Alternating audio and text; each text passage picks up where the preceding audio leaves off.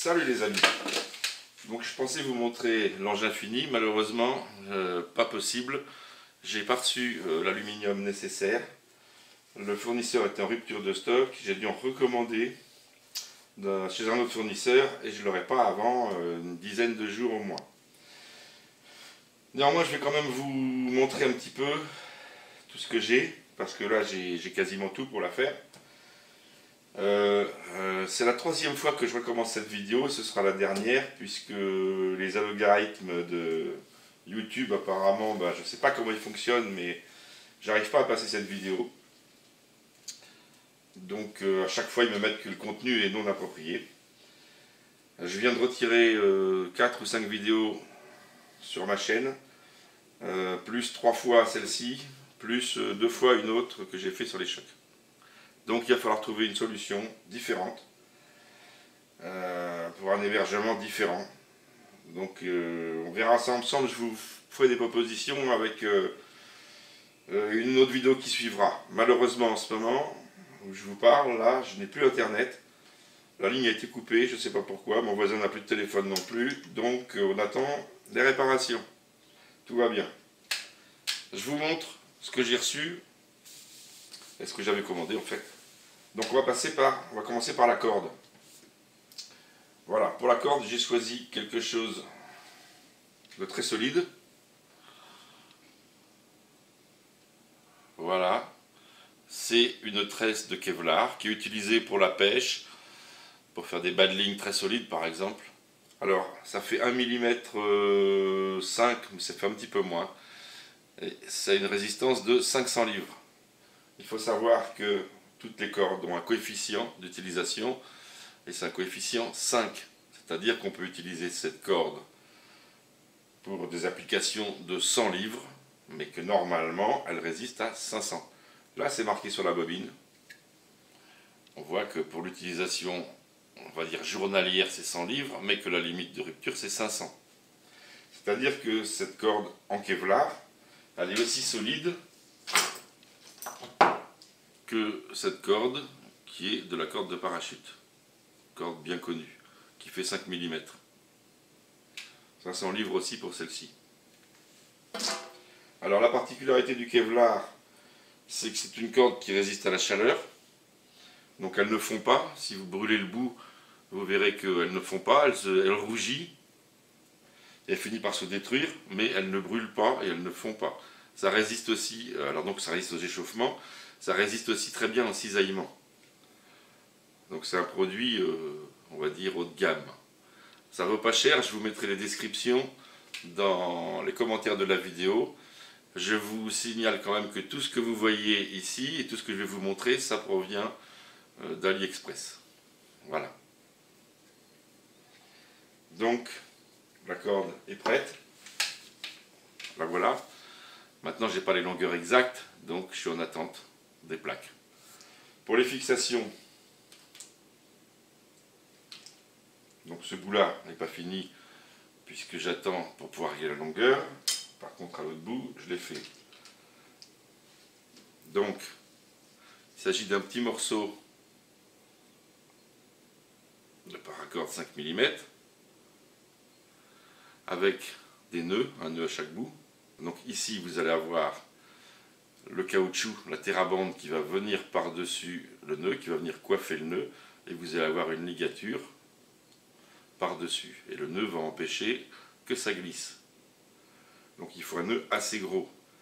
Ensuite, j'ai refait un nœud ici, j'ai passé le fil, donc le fil de Kevlar à l'intérieur du nœud, et j'ai refait un nœud par derrière. Voilà. De cette façon, c'est hyper solide, ça ne peut pas se défaire. Plus je tire, plus ça bloque. Donc, voilà pour le nœud, c'est fait. La corde, c'est prêt. Les bandes, elles sont prêtes et découpées. Donc, pour commencer, nous aurons 3 bandes par côté.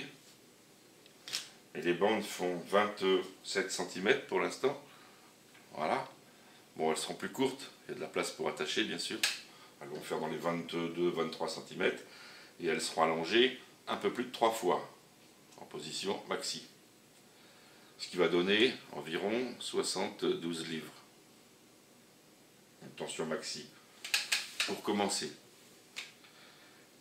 Donc les bandes en fait c'est la TheraBand ordinaire, la Gold, qui fait 12,6 cm, que j'ai coupé en deux dans le sens de la longueur, et j'en ai fait 3 bandes. Voilà. Comme ça c'est simple à faire. Il faut savoir qu'il ne faut pas la laisser au soleil, le moins possible bien sûr, sauf qu'on va l'utiliser. Que pour les conserver, il faut les mettre à l'abri des UV, dans le noir, température normale. Et si vous voulez que ça s'use moins vite au niveau des ligatures, vous les talquez. Voilà, le caoutchouc, vous les talquez. Ça dure longtemps s'ils sont talqués. Pour ce qui est du corps, je viens de mettre une petite poignée. Petite poignée plastique solide qui s'adapte sur le rail. Bon, c'est pas une adaptation parfaite parce que normalement c'est pour du rail Picatinny ou Weaver, mais ça va quand même sur ce rail. Ça prend juste, mais ça prend. Ça vaut 3 fois rien, et ça, vous trouvez ça dans les accessoires de tout ce qui est paintball, airsoft. Voilà. Alors bien sûr, j'aurais pu faire une longuesse en bois, ou voilà, tout est possible. Mais bon, facile à mettre, qui craint pas l'eau, qui craint pas rien, quoi. Donc, j'ai choisi ça. Pour la boulonnerie, j'ai choisi de la visserie inox A4. Donc là, toutes mes fixations sont dessus, mais il y en a trop, hein, elles sont dispersées après aux beaux endroits, bien sûr. Donc j'ai pris de la boulonnerie en inox A4. Donc bien sûr, ça va gréver un peu le prix, mais bon, c'est pas obligatoire. Moi, c'est que je veux pas que ça rouille. Donc tout est en inox A4. Donc la 4, vous avez deux qualités, inox A2 ou inox A4. L'avantage de la 4, c'est qu'il résiste à l'eau de mer. Donc il ne rouillera pas du tout. Voilà. Pour ce qui est des roulettes, qui vont se trouver au bout, où le câble va passer. Donc ça, si vous voulez voir, regardez mes 2 vidéos précédentes, et vous allez comprendre l'engin que je suis en train de faire. Alors, vous étonnez pas si je parle pas trop de certains mots dans cette vidéo, parce que voilà, je sais plus quoi dire pour pouvoir mettre la vidéo, à cause des algorithmes de YouTube. Surtout que dans cette vidéo, il n'y a rien d'impressionnant, il n'y a rien de dangereux, donc voilà. Je vous montre les poulies. Les poulies qui vont être utilisées, au début j'avais prévu des petites, pour faire passer les élastiques dessus. Le problème c'est que les petites poulies, elles sont ici, voilà, avec une grosse gorge large et creuse. Bon, ça vaut rien, 2 euros. Elles vont endommager rapidement l'élastique. C'est pour ça que j'ai choisi de mettre les élastiques sur le côté, et au bout, il y aura cette poulie-là, et ça sera la corde, la tresse en Kevlar qui passera par-dessus. Donc la gorge est très fine, vous voyez, c'est des poulies qui sont fines. Voilà. Le rayon du creux de la gorge, là, c'est 1,75 mm. Donc ça va très bien pour ma tresse. Alors ça doit être, toujours en Chine, ce sont des poulies de porte de garage, pour les portes qui sont commandées avec des câbles. Donc c'est monté sur roulement bien sûr. Voilà. Donc ça ne force pas du tout. Bon, elles sont un petit peu lourdes, donc il y aura de l'inertie. Je vais sûrement les percer, je pense. Faire des trous pour essayer d'alléger la poulie pour avoir moins d'inertie. Vous voyez aussi que là j'ai mis la visserie dessus. Donc visserie inox aussi. Voilà. Je vais monter comme ça les vis. Donc, je vais avoir besoin avec les rondelles, les écrous. Donc les rondelles pour régler la hauteur bien sûr par rapport à ma platine. Voilà. Comme je vous avais dit, non, avant je vais vous parler de la détente. Alors, Ça, c'est un décocheur d'arc. Ça se met normalement autour du poignet, comme ça. Et puis, vous avez une petite pince, en fait c'est une pince. Une pince. Voilà, et ça ouvre ou ça ferme. Donc avec le doigt, je claque, et ça permet de lâcher la corde. Donc, je l'ai désossé. Alors c'est un engin qui vaut assez cher normalement, hein. Cet appareil-là, normalement, c'est quand même un truc de bonne qualité. Ça vaut entre, on va dire, les 40-50 jusqu'à plus de 100 euros. Je l'ai trouvé sur toujours AliExpress dans les 901, je crois. Voilà. Donc là, franchement, il n'a pas l'air mal, sauf qu'il ne reste pas en position ouverte. Normalement, certains restent en position ouverte, comme ça. Et quand vous rentrez la corde au fond, je claque, ça le referme. Là, non. Là, voilà. Il va falloir appuyer, remettre la corde et lâcher. Donc ça va être un problème pour tendre et pour tout mettre en même temps. Mais enfin bon, vous verrez, j'ai trouvé la solution. Donc je l'ai désossé, j'ai coupé les caoutchoucs, je l'ai décousu pour récupérer en fait le bout, la partie qui m'intéresse. Donc la vis qui est ici, qui sera prolongée par une tige filetée. Et puis je vais monter ça au-dessus du tube. Voilà, je pense que vous avez compris le système. Et puis ça sera monté avec une équerre, fixé sur l'équerre. Je pourrais régler bien sûr la distance, puisque tout sera réglable. Absolument tout. Donc voilà pour la détente. Ça, c'est le reste de la boulonnerie que je vais avoir besoin en inox.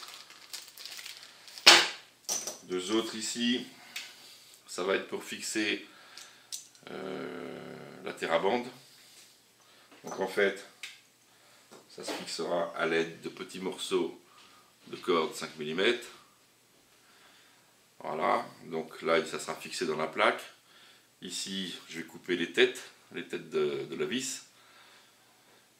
Un peu plus bas, je vais faire un trou. Et après, je ferai une fente verticale pour pouvoir passer la cordelette. C'est une cordelette qui peut s'aplatir, ça. Donc voilà, il suffira juste de la passer dans la fente. Quand elle arrivera dans le trou, il suffira de tirer pour venir la coincer. Donc il y aura juste à pousser en marche arrière et remonter pour la dégager. Ça permettra de faire un remplacement très rapide sans aucun outil. Voilà. Alors, je vous avais dit que ça serait un engin polyvalent. Donc effectivement, il va pouvoir utiliser ces engins pour la pêche. Voilà. Donc vous avez une petite corde à l'arrière. Vous voyez? Donc là, ça se dévisse ici, hein. Le bout se dévisse. Donc je vais les dévisser, je vais percer plus gros, mettre une cordelette ici bien plus solide, un anneau bien plus solide. Et ça viendra bien sûr. Et ça sera tenu par ça. Voilà, comme ça. À l'autre bout, vous avez la petite encoche ici. Bien sûr, à cet endroit-là viendra la cordelette. Alors sur la cordelette, bien sûr, il y aura un renfort à cet endroit-là, puisque ça va être un endroit sensible quand même qui va s'user. Donc il va falloir la protéger, la cordelette. Donc pour la pêche, nous pourrons utiliser aussi tout simplement des flèches. Donc une flèche fonctionnera sur le même principe, c'est-à-dire qu'elle sera encochée sur la corde, que sur la corde il y aura un déloupe, je vous montrerai ce que c'est. En fait c'est la partie qui va aller dans le décocheur. Et puis à l'autre bout, donc ici, alors bien sûr, rien ne touchera. Que ce soit ça pour la pêche ou ça ne va pas glisser sur le rail. Ça va être en suspension au-dessus. Et rien ne touchera. Sauf que pour les flèches, il faudra quand même les maintenir. Elles seront à un bout encochées sur la corde, mais à l'autre bout, il va bien falloir les maintenir. Donc il existe, ça c'est toujours du matériel d'archerie. Ça s'appelle un whisker biscuit. C'est une balayette avec une petite fente sur le côté. Et c'est une balayette souple. Vous voyez, je passe mon doigt dedans. Alors bien sûr, c'est fondu au diamètre pile des tubes. Donc quand vous passez un tube, voilà, hop là, voilà, je suis dedans. Bien sûr, il coulisse parfaitement.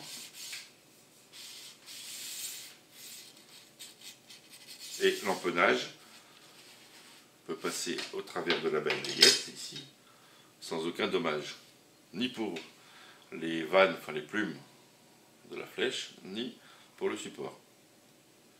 Alors c'est pas le meilleur système qui existe, puisqu'il existe des repose-flèches qui sont bien plus précis, bien plus fonctionnels et bien plus chers aussi, mais ça a l'avantage de bien maintenir la flèche dans n'importe quelle position. Voilà. Donc ça se fixera au bout. Alors il faudra que je le modifie un petit peu. Alors ça c'est pareil, ça vaut quand même 10-15 € normalement, mais ça vaut 2 € sur AliExpress. Donc soit au bout par exemple, pour régler la hauteur, soit après sur une petite équerre, et puis le fixer à la bonne hauteur. Voilà. Donc rien de compliqué à faire.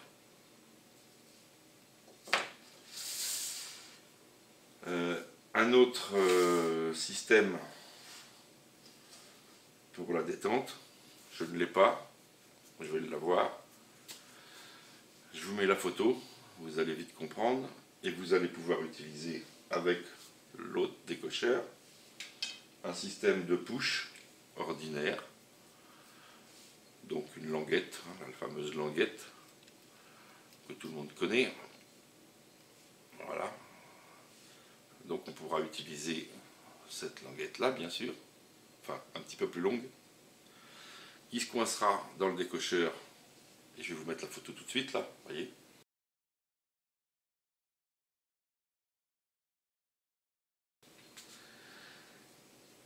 Et vous pourrez donc après utiliser des billes de toutes sortes. Voilà.